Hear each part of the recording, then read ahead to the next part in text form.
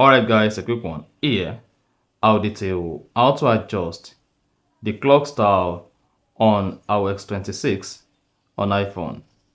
So if at the end of this you found this helpful and informative, please don't forget to like and then subscribe. Now, the first thing you want to do is scroll down from the top left and then press and hold the lock screen. Make sure you unlock your iPhone with your Face ID. Click on Customize. Then you should have the clock style just like this. Now to make it bigger, adjust it to your preferred size and then click on Done at the top right. Then select the lock screen again. Now when next your iPhone screen is locked, then you should see the new iOS 26 clock style like this. So that's exactly how to resize or change iOS 26 clock style on iPhone. So if you found this helpful and informative, please don't forget to like and then subscribe.